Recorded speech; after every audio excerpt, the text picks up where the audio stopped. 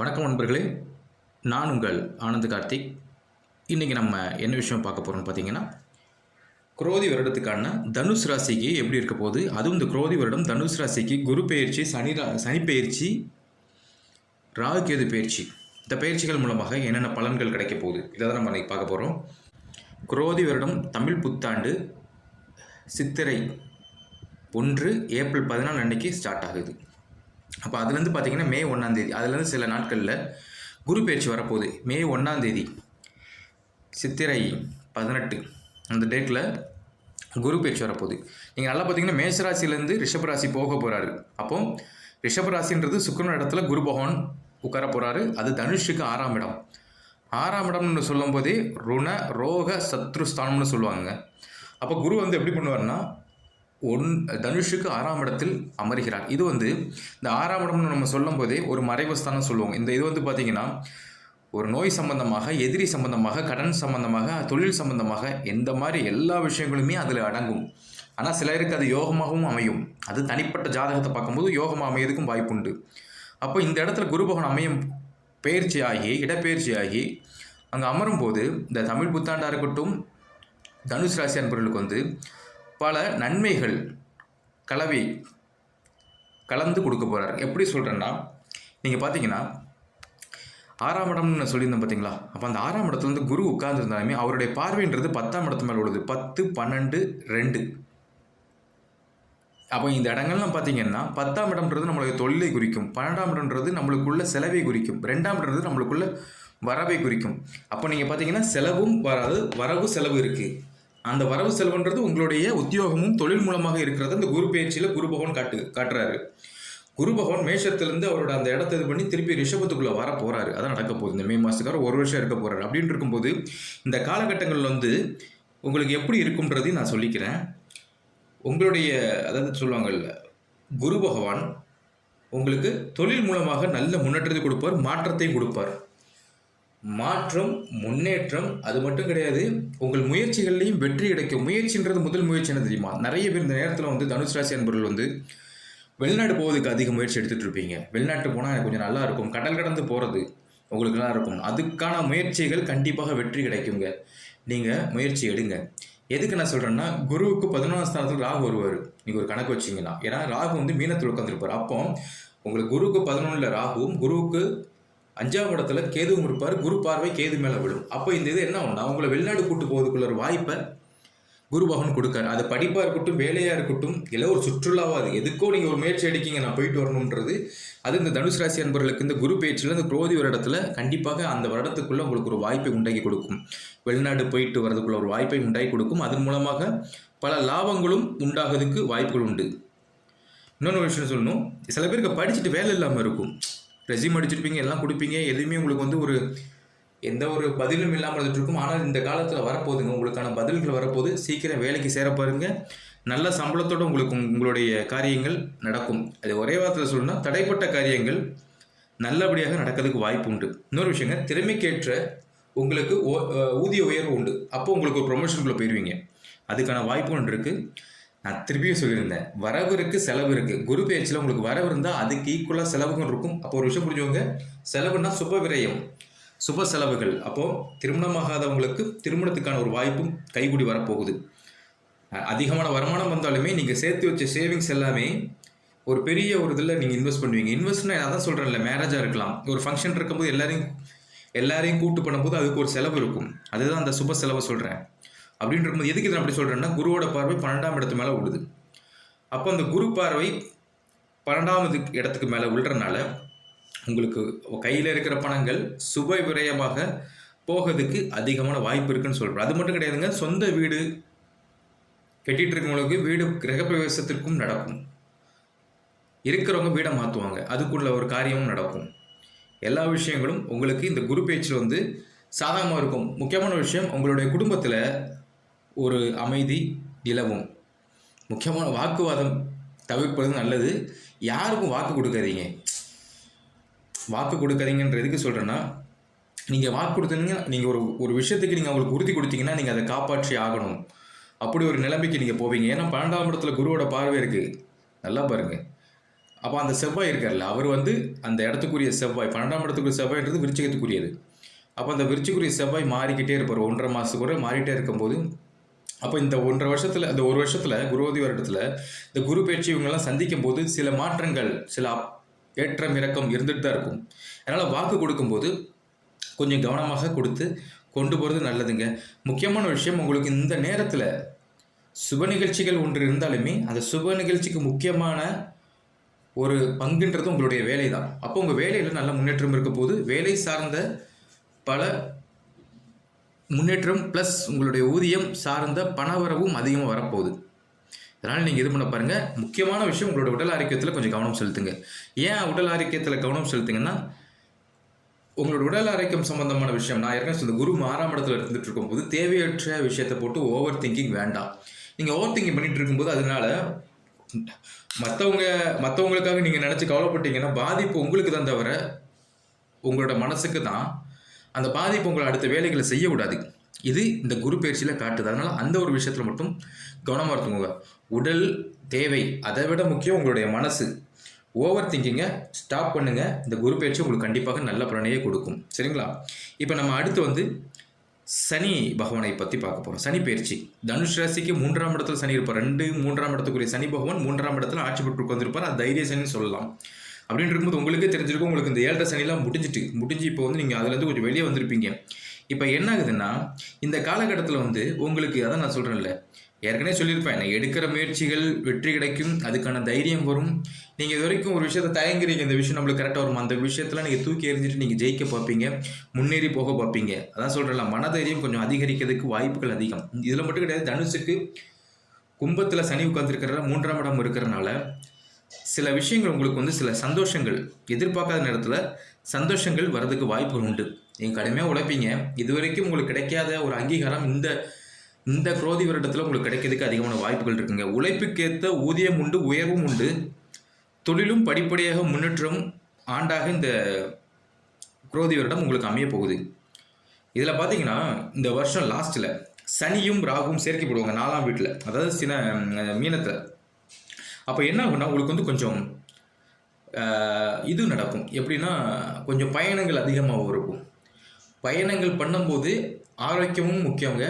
ஏன்னா ஆரோக்கியம் முக்கியம்ன்றது உங்களுக்கே புரிஞ்சிருக்கும். அந்த நேரத்தில் வந்து சனி பகவான் 4ல் ராகுவோட சேரும்போது அவர் பயணத்தை கொடுப்பாரு.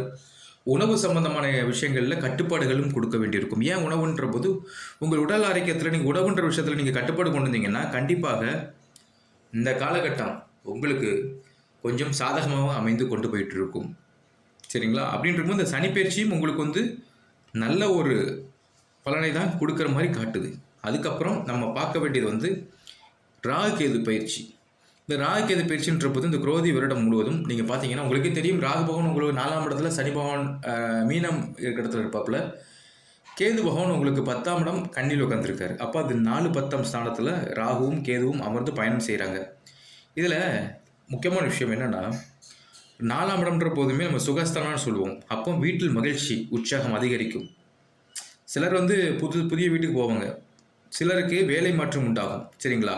ஆனால் எந்த விஷயம் நடந்தாலும் பொறுமையாக இருங்க, அவசரப்படக்கூடாதுங்க. அவசரப்படாமல் பொறுமையாக இருந்து உங்களோட விஷயத்தை, ஒவ்வொரு விஷயத்தையும் நீங்கள் செஞ்சீங்கன்னா கண்டிப்பாக உங்களுக்கு வந்து ஒரு நல்ல மாற்றம் இருக்கும். வீட்டில் இருக்கிறவங்களுக்கு அவங்களுடைய உடல் ஆரோக்கியத்தில் கவனம் செலுத்த வேண்டியிருக்குங்க. ஏன்னா தனுசு ராசி இருக்கிறவங்க வீட்டில் வந்து கண்டிப்பாக இந்த நேரத்தில் ஏதாவது ஒரு சின்ன ஒரு உடல் சார்ந்த ஒரு பிரச்சனைகள் இருந்துகிட்டு இருக்கும். அதை நீங்களே சரி செஞ்சிடலாம்.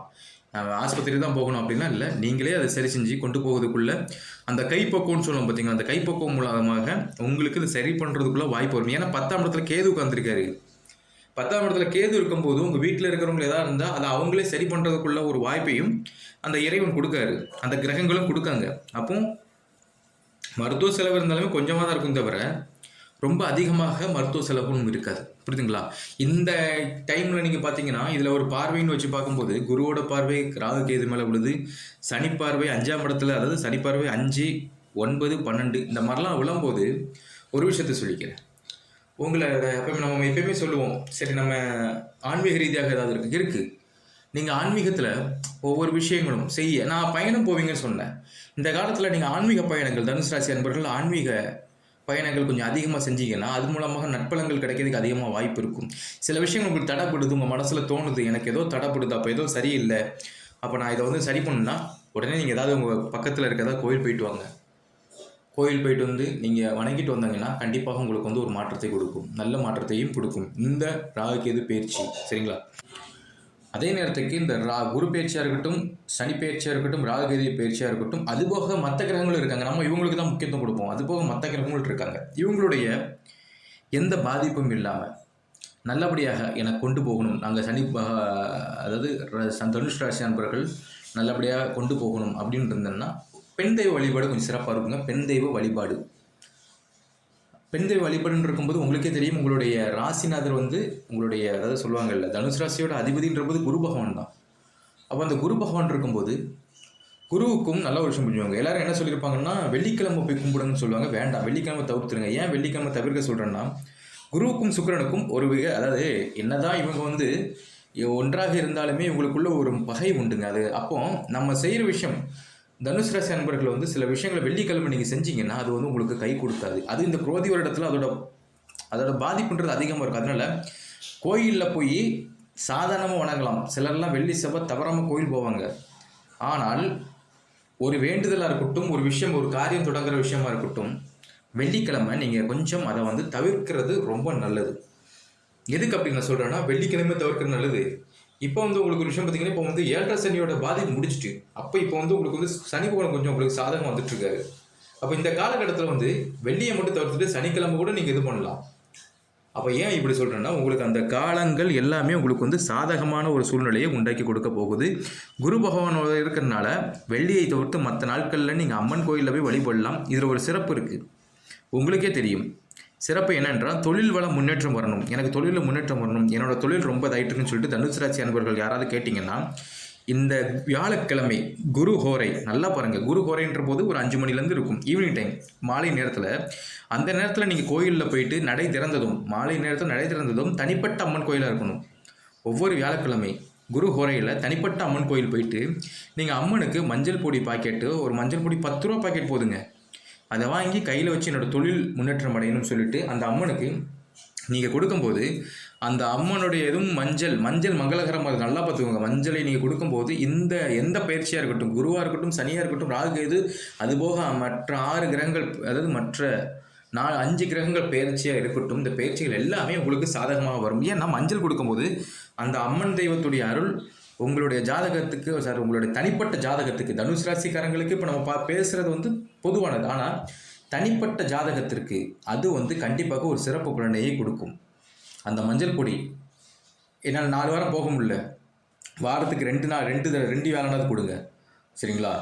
அப்போ என்ன ஆகுதுன்னா, நீங்கள் 2 கொடுக்க 2ஆம் இடம், நீங்கள் ஒரு கணக்கு வைங்களா, அந்த 2ஆம் இடம்ன்றது வந்து உங்களுடைய பணவரவை அதிகரிக்கும். அந்த பணவரவை அதிகரிக்கும் போது தங்கம் மஞ்சள் எல்லாத்துக்கும் ஒரு தொடர்பு உண்டுங்க. அப்படின்ட்டு இருக்கும்போது நீங்கள் செய்யும் தொழிலில் ஒரு முன்னேற்றம் வரணும்னா இந்த மஞ்சள் பொடி பரிகாரம், அம்மன் தெய்வம் அது தனிப்பட்ட அம்மன் கோயிலாக இருக்கணும். சில ஊரில் இருக்கும் தனி அம்மன் கோவில், பிரபலமான கோயில்கள், அந்த மாதிரி கோயிலில் போயிட்டு நீங்கள் கொடுக்கும்போது கண்டிப்பாக அந்த அம்மனோட அருள் புறம்போது இந்த குரோதி வருடம்ன்றது தனுசு ராசி அன்பர்களுக்கு வந்து கண்டிப்பாக ஒரு சிறப்பான பலனை கொடுக்கும். நல்ல ஒரு விஷயம் புரிஞ்சுக்கோங்க. இது உடல் ஆரோக்கியத்துக்கும் நல்லா இருக்கும். அதை நான் சொல்ல வரேன். உடல் ஆரோக்கியம்ன்ற போது எப்படின்னா, மஞ்சள் கிருமிநாசினி நம்ம ஒன்று சொல்லுவோம். அப்படின்ற போது அம்மனுக்கு நீங்கள் கொடுக்குற மஞ்சள் என்ன பண்ணுவாங்க தெரியுமா, அதையும் சொல்லிக்கிறேங்க. அம்மனுக்கு அபிஷேகத்துக்கு போகும். அப்போ அந்த அபிஷேகத்துக்கு போகிற அந்த மஞ்சள் அந்த அம்மனுடைய உடலில் அந்த ஒரு தண்ணியில் போட்டு கரைந்து அம்மனோட உடல் பெற உங்கள் மேலே இருக்கிற அந்த நோயோட தாக்கம் குறையும். அது எதுவாக இருந்துட்டு போகும், அதோட தாக்கம் குறையும். ஏன்னா இந்த காலத்தில் நீங்கள் இப்படி பண்ணால் தான் உங்களுக்கு மற்ற செலவுகளை உங்களால் கண்ட்ரோல் பண்ண முடியும். அதனால் இந்த ஒரு பரிகாரம் தான் உங்களுக்கு பெஸ்ட் பரிகாரம். தனுசு ராசி அன்பர்களுக்கு வந்து இந்த பரிகாரத்தை செய்யுங்க, கண்டிப்பாக உங்களுக்கு நல்லாயிருக்கும். அந்த 5 to 6 இருக்குங்க குரு ஹோரைன்ற போது, அந்த நேரத்தில் கொண்டு கொடுத்துருங்க. அந்த நேரத்தில் நீங்கள் அம்மனை மஞ்சளோடு சென்று பார்த்தால் நீங்கள் எடுக்கிற காரியங்கள், உங்களுடைய முயற்சிகள் எல்லாமே வெற்றியெடுறதுக்கு அதிகமான வாய்ப்புகள் இருக்கும். சில கிரகங்கள், அதாவது உங்களுக்குன்னு மறைமுகமாக அதிர்ஷ்ட கிரகங்கள் இருப்பாங்க, அவங்களுடைய பவரை வெளியே கொண்டு வருவாங்க, உங்களுக்கான அதிர்ஷ்டத்தை கொடுப்பாங்க. அப்படின்னு இருக்கும்போது இதை செய்ய பாருங்க. கண்டிப்பாக இந்த நம்ம சொன்ன பரிகாரங்கள் எல்லாமே, இந்த சிம்பிள் பரிகாரம் நீங்கள் செய்யும்போது உங்களுக்கு ஒரு மாற்றத்தை உணர்வீங்க.